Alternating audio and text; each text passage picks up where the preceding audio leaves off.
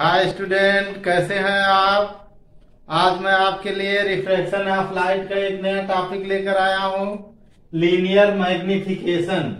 ठीक है, इसको रेखीय आवर्धन कहते हैं। ठीक है, हिंदी में।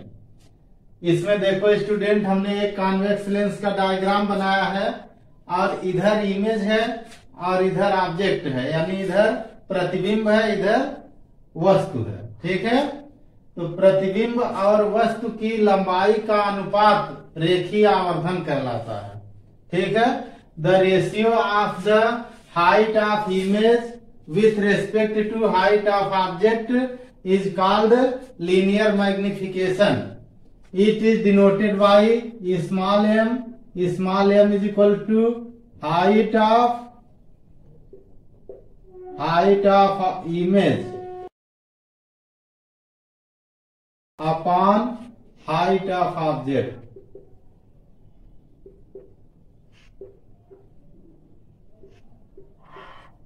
ठीक, यानी इधर दिया हुआ है हाइट ऑफ इमेज y2 दिया है, हाइट ऑफ ऑब्जेक्ट y1 दिया है, मीन्स हुआ y2 अपॉन y1 होगा। ठीक, अब हम लोग देखेंगे कॉन्वेक्स लेंस से कैसे होता है आवर्धन। ठीक है, तो इसमें देखो स्टूडेंट, हमने एक ऑब्जेक्ट रखा है और रे तो आप जानते हैं, दो रे लेते हैं। एक पैरेलल रे होती है जो लेंस से रिफ्रैक्ट होकर फोकस से पास होती है, सेकेंड फोकस से, और एक रे हम लोग ऑप्टिकल सेंटर से लेते हैं जो सीधे निकल जाती है बिना मुड़े हुए, बिना टर्निंग के। ठीक है, दोनों रे जिस पॉइंट पर इंटरसेक्ट कर देती है, एक दूसरे को काट देती हैं, उसको हम लोग इमेज बना देते हैं। ठीक है, आप देखो स्टूडेंट, अगर हम इस डायग्राम में देखें तो दो ट्रायंगल हमारे पास हैं। ठीक है, ट्रायंगल BAO और ट्रायंगल है B'A'O। इन दोनों में कॉमन क्या चीजें हैं, तो ये एंगल इक्वल है। दोनों में कॉमन तो नहीं है, वही नहीं है, लेकिन एंगल इक्वल है। ये वर्टिकली अपोजिट है, शीर्षाभिमुख कोण है। ठीक है, और यहाँ पर देखो क्या है, ये एंगल 90 डिग्री हम लोग जनरली लेते हैं। तो अगर किन्हीं दो ट्रायंगल के दो एंगल, ठीक है, आपस में इक्वल हो जाते हैं, तो ऐसे ट्रायंगल को हम लोग सिमेट्रिकल ट्रायंगल कहते हैं, समरूप त्रिभुज कहते हैं। ठीक है, तो हम लोग यहाँ इसकी ज्योमेट्री तो पढ़ नहीं रहे हैं, हम लोग केवल इनका रिलेशन देखेंगे। तो हम लोग देखेंगे in the triangle BAO and in triangle B'A'O।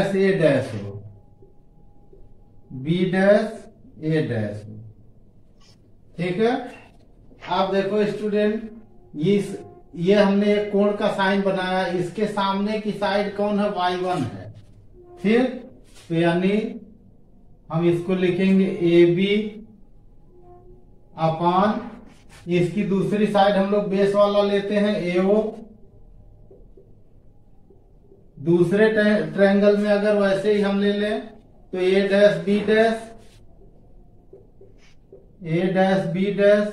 Upon OA'। ठीक है, अब इसको हम ऐसे भी लिख सकते हैं, अगर इसी को थोड़ा आगे हम लोग बढ़ा दें तो हमारा रिलेशन बन जाएगा A', B' upon AB is equal to A', B' upon AB is equal to OA' upon AO हो जाएगा। ठीक है, अब हम साइन सहित इनकी वैल्यू रख दें प्लस माइनस में, तो देखें क्या रिजल्ट आता है। यहाँ पे हम अगर वैल्यू रखें तो A', B' कौन है हमारा, A', B' ये है y2, लेकिन ये y2 नीचे की ओर है। देखिए हमारा जो प्रिंसिपल एक्सिस है उसके नीचे है, तो नीचे के जो साइन होता है माइनस हम लोग लेते हैं, तो ये हो गया माइनस का y2। ठीक, अपॉन AB इधर है, ये ऊपर की ओर है प्रिंसिपल एक्सिस से, तो ये पॉजिटिव हो गया, y1 हो गया। ठीक, अच्छा, is equal to O A dash इधर का V है, V हो जाएगा ये पॉजिटिव है, और इधर का जो हो जाएगा ओ ए, हमारा ओ ए किधर है, देखो एओ है, इधर लिखा है एओ हमारा U है, लेकिन यहां से इस साइड में निगेटिव होता है, ऑप्टिकल सेंटर से बाईं ओर लेफ्ट साइड में माइनस होता है, तो ये हो गया -U। अगर हम इन दोनों माइनस को हटा दें तो हमारा जो रिलेशन बनेगा y2 upon y1 is equal to U upon V आ जाएगा। ठीक है, हम लोग लीनियर मैग्निफिकेशन यानी रेखीय आवर्धन का फार्मूला यहाँ देख सकते हैं। तो m इज इक्वल टू क्या होता है, y2 अपॉन y1 होता है। ऐसे हमारा रिलेशन बन गया V अपॉन U आ गया। ठीक है स्टूडेंट, देखो स्टूडेंट अब हम देखेंगे magnification by a concave lens. अभी हमने पीछे आपको कॉन्वेक्स लेंस का बताया था, ठीक है, यानी अवतल लेंस द्वारा आवर्धन। इसमें भी देखो स्टूडेंट हमने ये अवतल लेंस लिया है, एक हमारा ऑब्जेक्ट ए बी है जो इसके प्रिंसिपल एक्सिस यानी मुख्य अक्ष पर रखा हुआ है। ठीक है, इसकी हाइट y1 है। हमने दो रे ली हुई है, एक तो पैरेलल लिया हुआ है रे, ये पैरेलल रिफ्रैक्शन के बाद ऐसा टर्न होती है जैसे ये फोकस से निकल के आ रही हो। ठीक है, और दूसरी रे हम लोग सीधे ले लेते हैं जो हमारी ऑप्टिकल सेंटर से पास होती है। तो यहाँ देखो स्टूडेंट दोनों रे एक दूसरे को इंटरसेक्ट करती हुई फील हो रही है, वर्चुअल इमेज हो रही है, केवल फीलिंग है। यहाँ से देखो रे नहीं है, यहाँ इस पॉइंट से जहां से ये हो रहा रिफ्रैक्शन वहां से इधर रे नहीं है, लेकिन यहाँ से ऐसा लग रहा है कि रे वहां से आ रही फोकस से। तो इसमें हमारा जो इमेज होता है वो वर्चुअल इमेज होती है, इसलिए हमने डैश डैश करके y2 बनाया हुआ है। ठीक है, इमेज की हाइट y2 हमने लिया है, a डैश b डैश लिया हुआ है। अब इसमें देखो स्टूडेंट हम दो ट्रायंगल इसमें भी ले सकते हैं और देख सकते हैं कि इसमें इन ट्रायंगल AOB, ठीक है, BAO लेते हैं, BAO and in triangle B dash A dash O, B dash A dash O। वही रूल हमने अभी पीछे लगाया था। तो ये जो एंगल है ये दोनों में देखिए कॉमन है, इनके सामने की जो साइड है उनका रेशियो निकालेंगे और बची हुई दोनों साइड का। तो हमारा एक रेशियो तो ये बनेगा, पहले ऊपर वाले ट्रायंगल में देखिए तो हम इसको लिख सकते हैं AB अपॉन AO, और उसी के इक्वल नीचे वाले ट्रायंगल में हम ले सकते हैं A dash B dash, A dash B dash upon A dash O।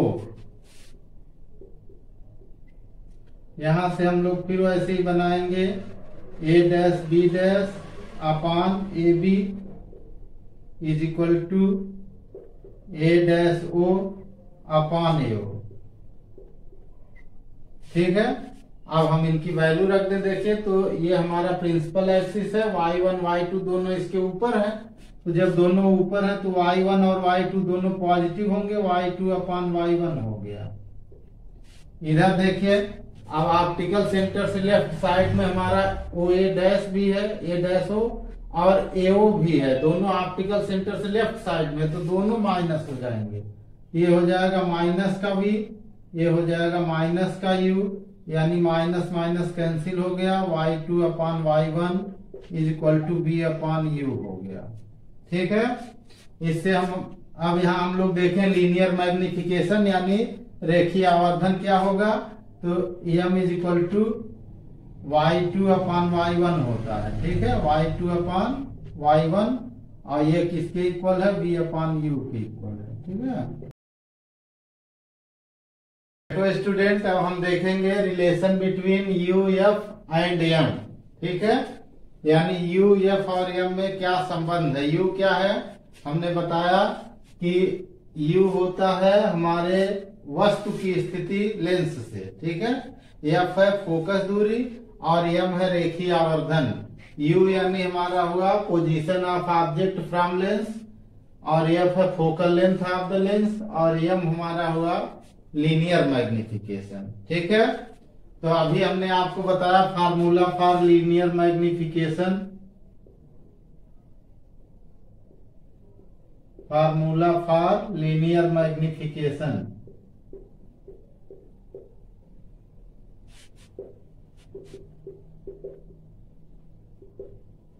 Linear magnification का फार्मूला क्या होता है?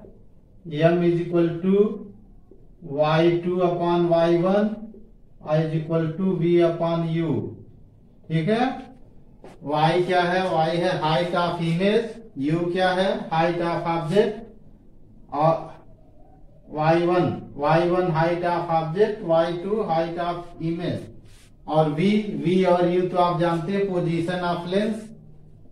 ये है इमेज की लेंस से और ये है ऑब्जेक्ट 1 अपॉन u। ठीक है, अब हम जो है बोथ साइड में मल्टीप्लाई कर दे। किससे मल्टीप्लाई कर दे? यहाँ देखो, यहाँ जिससे हमें रिलेशन देखना है u से, तो u से हम मल्टीप्लाई कर देंगे बोथ साइड में। ठीक है, u से मल्टीप्लाई करिए, multiplying by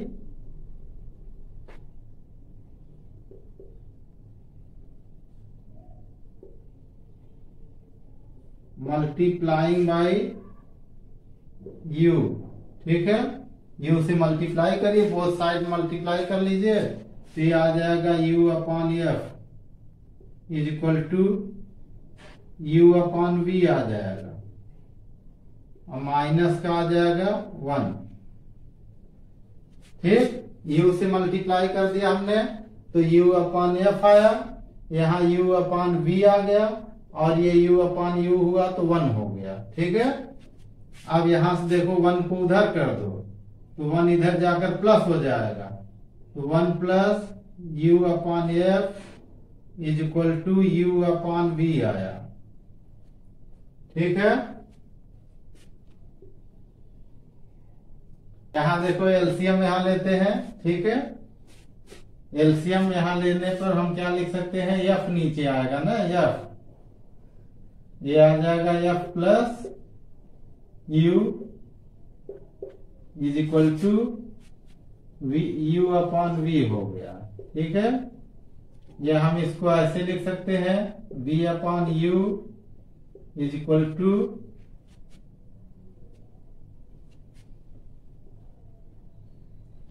v upon u is equal to f upon f plus u। m is equal to formula आ जाएगा, m is equal to v upon u होता है, इसकी वैल्यू यहाँ रख देंगे, तो m is equal to f upon f plus u आ जाएगा। ये लीनियर मैग्निफिकेशन का फार्मूला होगा। अब स्टूडेंट हम देखेंगे v f और m में रिलेशन। ठीक है, तो उसी तरह हम लोग सॉल्व करेंगे। वी नो दैट हम जानते हैं कि हिंदी वाले इंग्लिश वाले दोनों लिख सकते हैं। हम जानते हैं कि लीनियर मैग्निफिकेशन यानी रेखीय आवर्धन, इसको रेखीय आवर्धन कहते हैं। m is equal to y2 upon y1 is equal to v upon u। ठीक है, from the formula of lens. ठीक है, 1 upon v minus 1 upon u is equal to 1 upon f। ठीक है, आप देखो स्टूडेंट, हमने बताया कि v यहाँ पहले u था तो हमने u से मल्टीप्लाई करा दिया था। अब यहाँ v है तो v से मल्टीप्लाई कर दीजिए इसी में। ठीक है, तो v से मल्टीप्लाई करेंगे तो v अपॉन v का यहाँ 1 हो जाएगा, माइनस यहाँ हो जाएगा v upon u is equal to v upon f हो जाएगा। ठीक है, अब ये v अपॉन u को इस साइड में कर दीजिए, ये इस साइड में कर लीजिए, तो आ जाएगा 1 minus B upon F is equal to B upon U हो जाएगा। ठीक है, अब फिर एलसीएम ले लीजिए। एलसीएम ले लेंगे तो उधर क्या निकल आएगा, नीचे तो एफ है और ऊपर हो गया F minus B is equal to V upon U हो गया। ठीक, अब लीनियर मैग्निफिकेशन इसका क्या हो गया, लीनियर मैग्निफिकेशन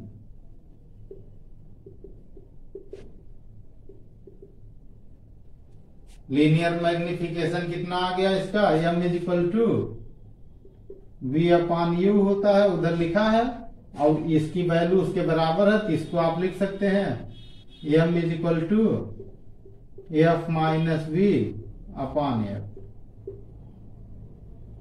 ठीक है, आप देखो कुछ यहाँ कंडीशंस होगी। पहली कंडीशन ये होगी if M is negative,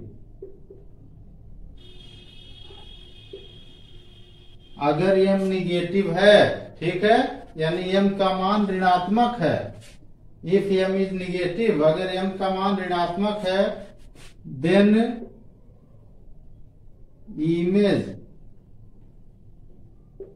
image will be real and inverted।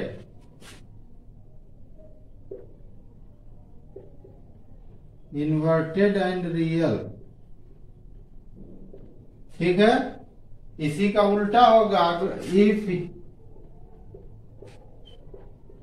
M is positive,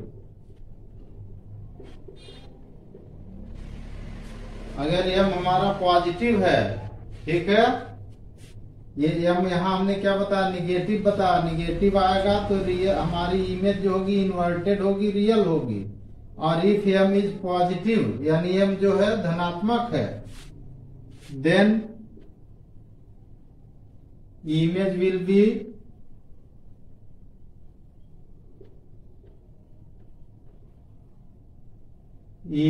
B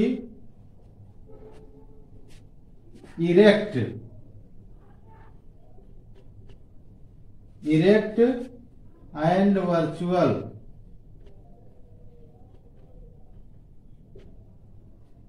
ठीक है, यदि m का मान ऋणात्मक है तो प्रतिबिंब हमारा जो होगा उल्टा होगा और वास्तविक होगा। यदि m का मान धनात्मक है तो हमारा प्रतिबिंब सीधा होगा और आभासी होगा। ठीक है, अपना नोट करिए, हिंदी वाले इनका हिंदी कर लेंगे, जितने हम बता रहे हैं उतनी हिंदी है और नहीं है कोई हिंदी। ठीक है स्टूडेंट, अब हम लोग आपको बताएंगे पावर ऑफ लेंस। ठीक है, हम लोग देखेंगे क्या होती है पावर ऑफ लेंस। तो यदि लेंस की फोकस दूरी मीटर में दी गई हो तो फोकस दूरी के व्युत्क्रम को लेंस की क्षमता कहते हैं। ठीक है, लेंस की क्षमता को P से डिनोट करते हैं, यानी P is equal to formula हमारा बना 1/f। F किस में दिया होगा, मीटर में दिया होगा। ठीक है, यानी पावर जो हमारी होगी P is equal to 1/f होगी। ठीक है, P is equal to 1/f कब होगी, जब फोकल लेंथ मीटर में होगी। अच्छा, अब अगर मान लीजिए फोकल लेंथ सेंटीमीटर में होगी तब P की वैल्यू ऐसे होगी 100/f। ठीक है, अब F इसमें सेंटीमीटर में होगा। ठीक है, F इसमें किस में होगा, सेंटीमीटर में होगा। ठीक है, इसका यूनिट क्या होता है, यूनिट होता है डायोप्टर।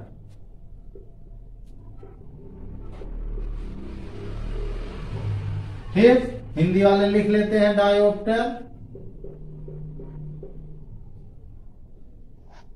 ठीक है, इसका यूनिट यानी मात्रक होता है डायोप्टर।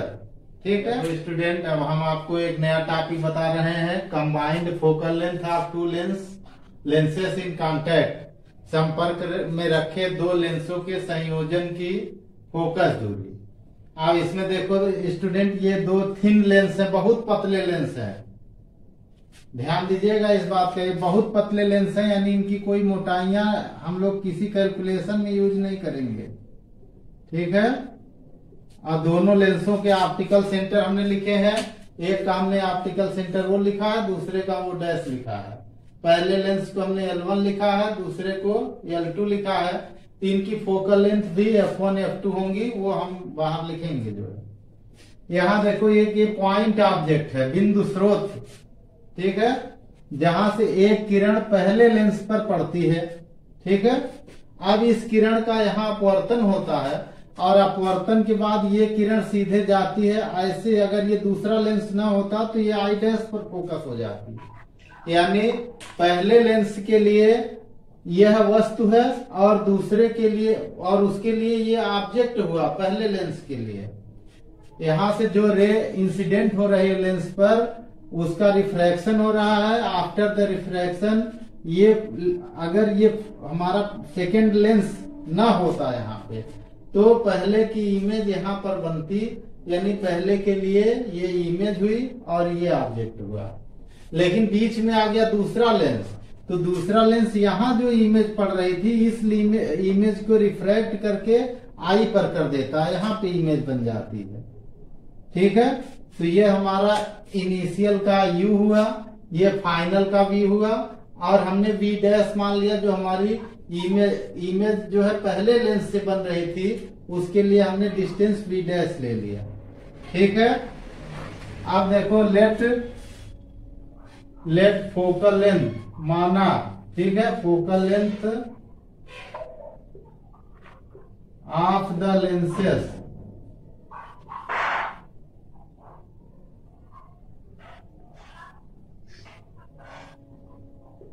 और F1 एंड F2। हमने मान लिया कि लेंसों के फोकल लेंथ क्या है, F1 और F2 है, ठीक है। फॉर फर्स्ट लेंस, पहले लेंस के लिए, ठीक है। अब हम लोग फार्मूला लगाएंगे। कौन सा फार्मूला हम लोग पढ़ते हैं? 1/V minus 1/U is equal to 1/F। यही फार्मूला हम लोग लगाते हैं ना। अब देखो, तो अब हम पहले लेंस के लिए जब ले रहे हैं तो इसके लिए तो U हमारा U ही है, लेकिन V यहाँ आई डैश के लिए V डैश है, तो फॉर फर्स्ट लेंस हम इसको लिखेंगे V डैश।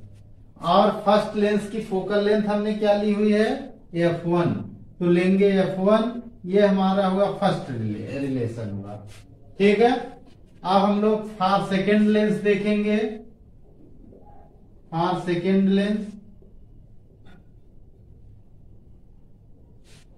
लेंस के लिए जो हमारा आई डैश यहाँ बन रहा है, पहले का ये इमेज है, ये पहले ऑब्जेक्ट की, पहले लेंस के लिए, वो इसके लिए ऑब्जेक्ट का वर्क करेगा, ठीक है। यानी सेकेंड लेंस के लिए ऑब्जेक्ट हमारा आई डैश होगा और इमेज आई होगी। तो हम अगर उसी पहले फार्मूले को यूज करें तो 1/V आएगा और माइनस 1/V डैश आएगा इज इक्वल टू 1/F2 आएगा। ये इक्वेशन नंबर 2 हो जाएगा, ठीक है। अब अगर हम दोनों इक्वेशन को ऐड कर दें, ठीक है, तो ऐड करने पर क्या रिजल्ट निकलेगा? देखो स्टूडेंट, V डैश वाला टर्म कैंसिल हो जाएगा, ठीक है। ऐड करने पर तो हम लोग ऐड कर दें इक्वेशन 1 और प्लस इक्वेशन 2 कर दें। तो ऐड करने पर क्या हमारा कैंसिल क्या हुआ? V डैश का टर्म कैंसिल हो गया, ये आ गया 1/V minus 1/U is equal to 1/F1 plus 1/F2 आ गया, ठीक है। अब देखो स्टूडेंट, U और V तो ये फाइनल इमेज है, ये की पोजीशन है। आई डैश के लिए आई के लिए V है, फाइनल इमेज के लिए V है उसकी पोजीशन, और ये हमारा ऑब्जेक्ट के लिए है। इसका मतलब कि यह जो हमारा 1/v माइनस 1/u आया, ये कंबाइंड लेंस की फोकल लेंथ के लिए है। तो ये इक्वेशन हमारा 3 हुआ। ठीक है, for combined lens.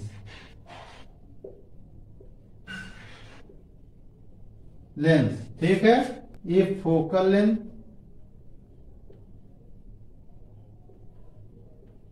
Is capital F. Focal length कितनी है? कैपिटल एफ है।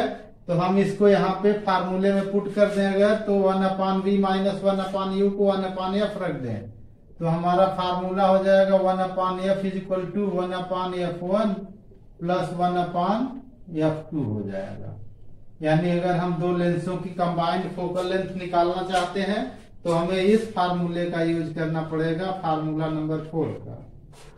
ठीक है तो स्टूडेंट, हमने आपको अभी बताया कि कंबाइंड लेंस की फोकल लेंथ का फार्मूला, वो हमने क्या बताया, 1/f is equal to 1/f1 plus 1/f2। ठीक है, अब ये हमने दो कॉन्टैक्ट लेंसों की फोकल लेंथ का फार्मूला बताया, 1/f is equal to 1/f1 plus 1/f2। Power का फार्मूला हम लोग जानते हैं, पावर ऑफ लेंस क्या होता है, power of lens P is equal to 1/f होता है ना। अभी हमने पीछे बताया कि reciprocal of the focal length is called power, तो P is equal to 1/f होता है। अगर इसी फार्मूले को इसमें हम एडजस्ट करें तो इससे देखो P इज इक्वल टू क्या बनेगा, P1 प्लस P2 बन जाएगा।